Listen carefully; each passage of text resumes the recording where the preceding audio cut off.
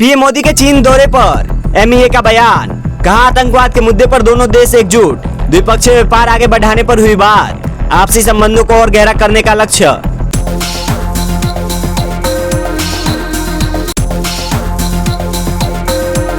अफगानिस्तान में भूकंप के तेज झटके, अफगानिस्तान में 6.3 तीव्रता का भूकंप। अफगानिस्तान में भूकंप से 9 की मौत, 25 घायल।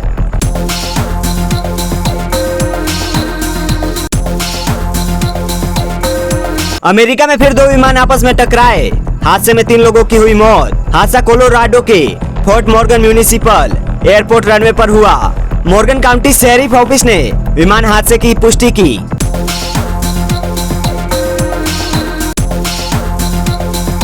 देश के लिए एक अच्छी खबर, अमेरिका ने भारतीय दवाइयों, पेट्रोलियम और स्मार्टफोन पर 50% लगाया हुआ टैरिफ हटाया।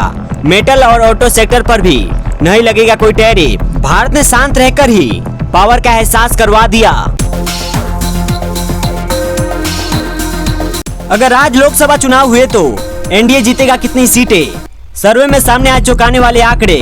भारत की राजनीति में भारतीय जनता पार्टी और कांग्रेस 2 सबसे बड़ी पार्टियां हैं, जो क्रमशः एनडीए और इंडिया गठबंधन में शामिल पार्टियों के साथ मिलकर देश के राज्यों में अपनी सरकारें चला रही है। पिछले साल 2024 में भाजपा नीत एनडीए ने बहुमत हासिल कर देश में अपनी सरकार बनाई थी।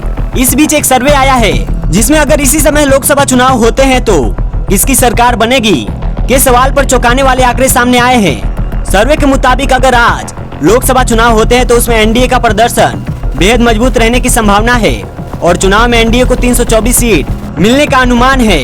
दूसरी तरफ कांग्रेस के नेतृत्व वाली इंडिया गठबंधन को झटका लग सकता है। 2024 में जहां उसने 234 सीटें जीतकर एनडीए को कड़ी चुनौती दी थी, वहीं अगर आज चुनाव होते हैं तो इंडिया गठबंधन 208 सीटों पर ही सिमट कर रह सकती है। 2024 में बीजेपी को लगा था झटका।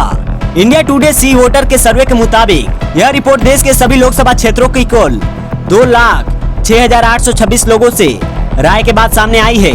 2024 के लोकसभा चुनाव में प्रधानमंत्री नरेंद्र मोदी की लोकप्रियता पॉपुलैरिटी के बावजूद भाजपा को करारा झटका लगा था, जब पार्टी ने कुल 543 में से सिर्फ 240 सीटों पर जीत हासिल की, जो बहुमत के लिए जरूरी 272 सीटों में से 32 कम थी।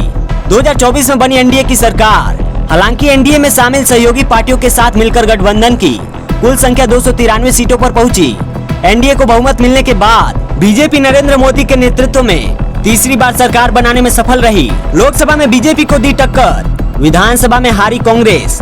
वहीं विपक्षी इंडिया गठबंधन ने 2024 के लोकसभा चुनाव में एनडीए को कड़ी टक्कर दी थी। विपक्षी गठबंधन ने चुनाव में कुल 234 सीटों पर जीत हासिल कर बीजेपी की अकेले बहुमत लाने की राह मुश्किल बना दी थी। लेकिन इसके बाद जब देश के कई राज्यों में विधानसभा हुए, तब इंडिया गठबंधन की किस्मत ने करवट ले ली और इंडिया गठबंधन ने हरियाणा, महाराष्ट्र और दिल्ली के विधानसभा चुनावों में हार का सामना किया।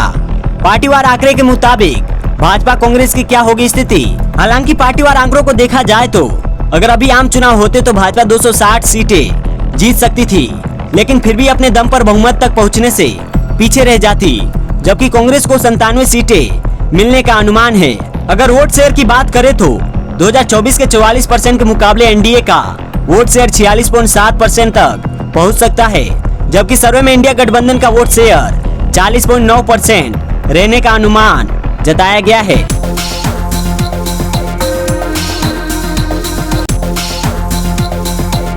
चौहटन बाड़मेर, अकोड़ा गांव में बारिश के साथ आकाशीय बिजली का कहर, तेज धमाके के साथ गिरी बिजली, एक ही बार में 19 बकरियों की दर्दनाक मौत। पशुपालक जोगराज सिंह राठौर को हुआ भारी नुकसान, पेड़ के नीचे खड़ी थी बकरियां, अचानक बिजली गिरते ही सभी की मौके पर मौत। इलाके में मचा हड़कंप और सनसनी, ग्रामीणों में दहशत, प्रशासन को दी गई सूचना।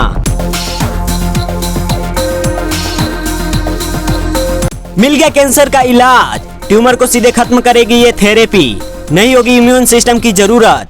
वैज्ञानिकों ने कैंसर इलाज में क्रांतिकारी खोज की है। उन्होंने AUN बैक्टीरिया थेरेपी विकसित की, जो बिना इम्यून सिस्टम पर निर्भर हुए सीधे ट्यूमर को नष्ट करेगी। शुरुआती प्रयोगों में यह सुरक्षित पाई गई।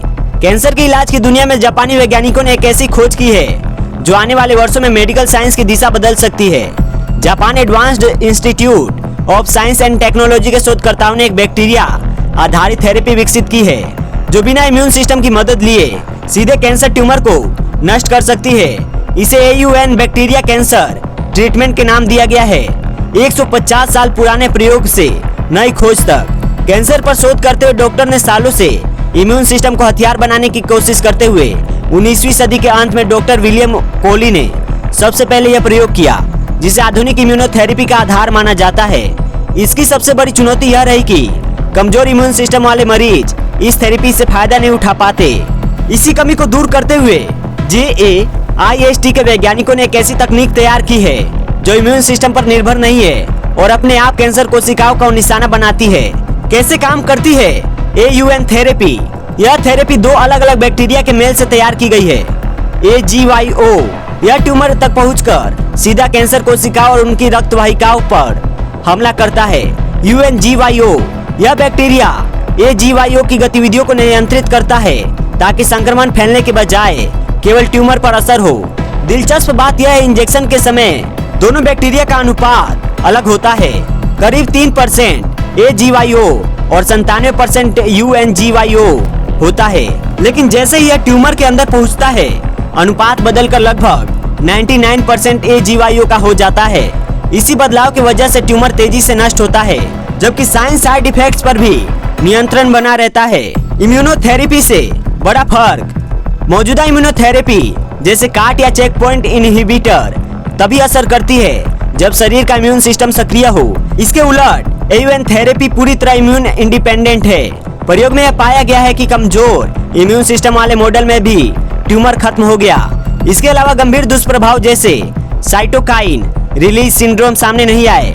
वहीं बैक्टीरिया नियंत्रित तरीके से काम करते रहे। यानी यह थेरेपी उन मरीजों के लिए नई उम्मीद बन सकती है जिन्हें अब तक के इलाज से राहत नहीं मिली। रिसर्च का नेतृत्व करने वाले प्रोफेसर एजिरो मियाको ने बताया कि आने वाले वर्षों में इसका क्लिनिकल ट्रायल शुरू करने की तैयारी है। वैज्ञानिकों का लक्ष्य है कि अगले 6 सालों में यह तकनीक मरीजों तक पहुंच सके। इसके लिए एक स्टार्टअप बनाने की भी योजना है।